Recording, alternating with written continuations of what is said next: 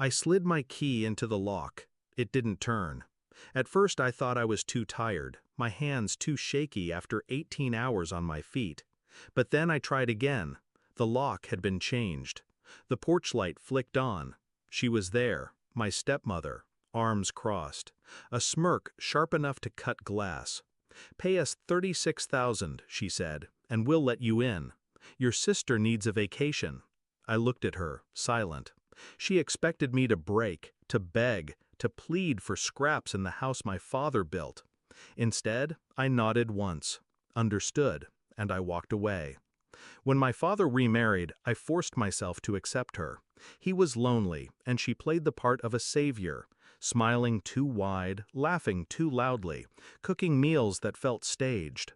I wanted to believe she cared, but small fractures appeared early. My things went missing. Bills I'd left on the counter vanished.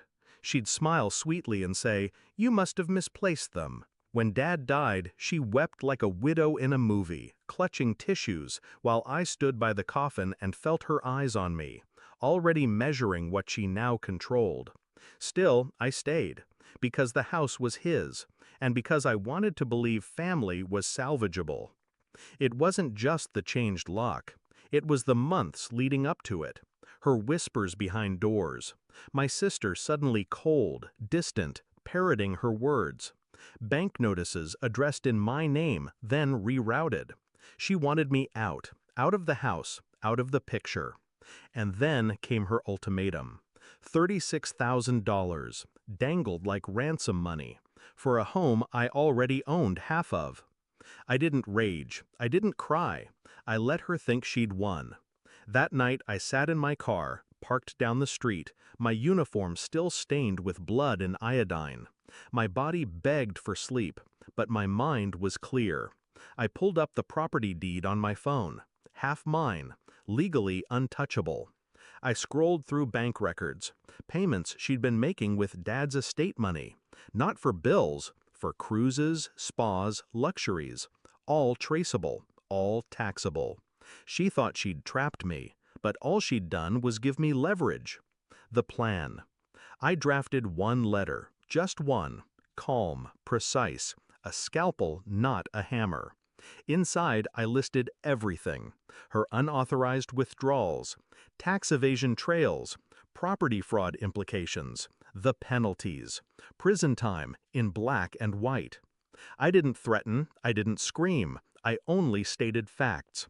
And at the bottom, I added one line. By noon tomorrow, transfer sole ownership of the house to me. Sign it, and I'll bury this. Refuse, and the IRS won't. At dawn, I slipped the envelope under the front door. By morning, her shriek split the neighborhood. Windows flew open. Neighbors peered out, curious, then alarmed. I stood on the sidewalk, sipping coffee, watching the show. She burst outside in a robe, letter trembling in her hands, her face pale, her voice high-pitched, cracking under pressure.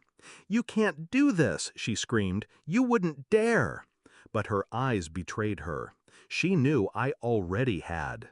Within hours, her calls flooded my phone, first pleading, then bargaining, then threatening. I didn't answer.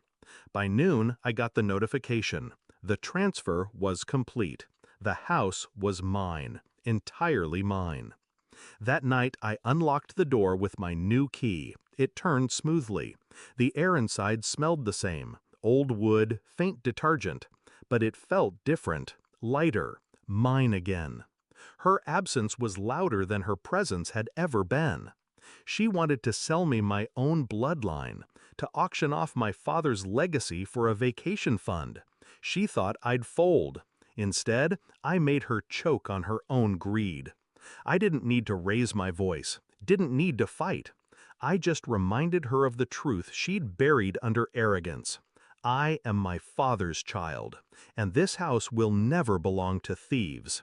So when I tell you I walked away that night and said only one word, understood, what I meant was, your game is over. Mine has just begun.